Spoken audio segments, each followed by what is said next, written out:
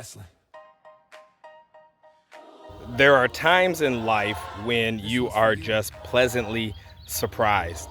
A community member wrote in and required the council president to read it, and the city attorney wasn't letting it pass. Is there anyone else in the audience? Anyone else? Seeing and hearing none, we will close public comment and move on to comments from the administration. Yep. You have one more item under public comments to address. Oh, yes. In order to be ADA compliant, it required Mike McDermott to read the letter from the community member. And this is that letter. In authoritarian regimes such as China, Russia, and Iran, government officials use the court system to muzzle and silence government critics. Councilwoman Melissa Sampey did the exact same thing. Councilwoman Sampey weaponized the court system by filing a phony PPO against Edward Pruett due to his critical speech and commentary about her. The First Amendment protects uncomfortable, impolite, and offensive speech. Regardless of whether we personally agree or personally like Edward Pruett, we should all recognize that he has the right to express critical speech. If this is allowed to happen against Edward, the same could happen to you, end quote. Mr. Blackwell, we thank you. I thank you for your courage and your strength to speak up and stand in support of what's right, what's truthful, what's just. It is time that the community continue to speak up, and your example is amazing. From the bottom of my heart, thank you so much. And we don't think Mike McDermott was happy about reading it. This is what he let in with.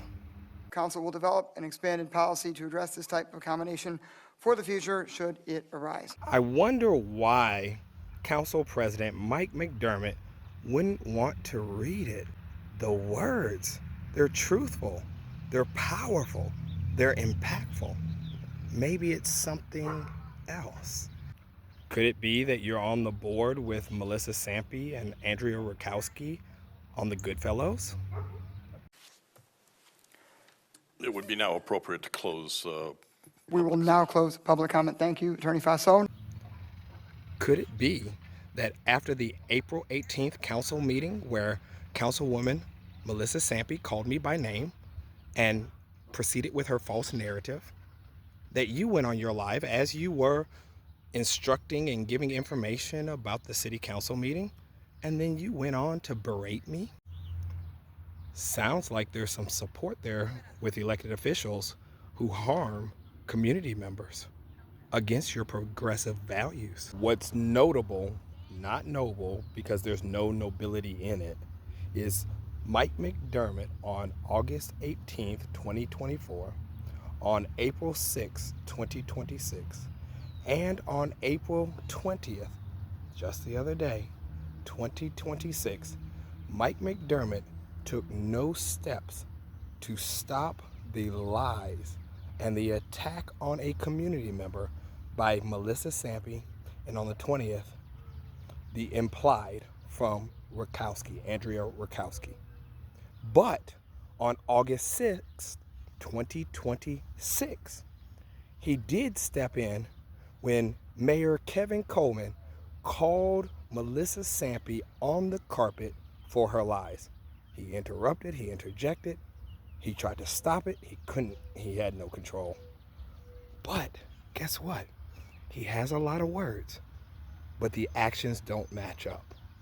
See, the reality is, you can say 100 different things, but if your actions, if your behaviors do not match up, that speaks volumes. Inaction is a behavior. And what did Councilwoman Andrea Rakowski have to say? I have a comment about political threats. So what one person's chin music might be can be another person's threat. And so while a judge may determine that one person's feelings don't fit into what the precedent of receiving or maintaining an order is.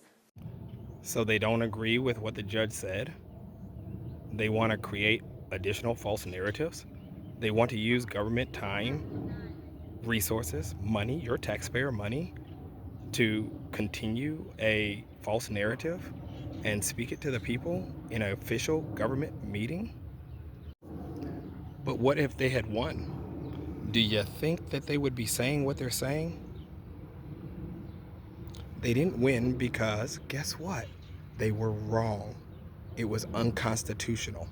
Well, I understand that criticism online can be stressful for elected officials.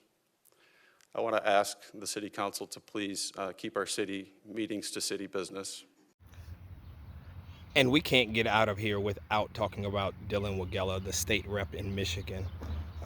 He came to Westland City Council August 18th, 2025, the same time that Melissa Sampey, somehow same time, started her false narrative about 30 minutes to an hour after she filed that false, frivolous, and improper police report. Hi, everyone. I apologize for not being here at the start of the meeting. I'm going to do this in 3 minutes, so quick legislative update. I was just with some teachers. We're working on a ballot initiative, the Tax the Rich to Fund Schools. If you have any questions about that, find me afterwards. A couple of things. First off, in Lansing, we've only... Sounds like official capacity to me. And this is what he said. Lastly, I wanted to make sure I came tonight because it is really concerning some of the things I'm seeing happen in our city regarding our President Pro Tem, and I wanted to come offer my support. That's what they always say. Melissa Sampey, Andrea Rukowski, Mike McDermott, Dylan Wagella. Resign now. We have some series coming up. We are pointing out the lies. I have to let you know, some of these lies, actually most of these lies, actually all of these lies are embedded in the police report, but there are lies that are showing up. And we're doing an expose series that is coming up, and we're going to expose it all. Lying on a police report and lying on a PPO, those can be considered criminal offenses. 600.29508. A PPO requires credible evidence, not offensive speech online. No crime stated, no imminent threat defined.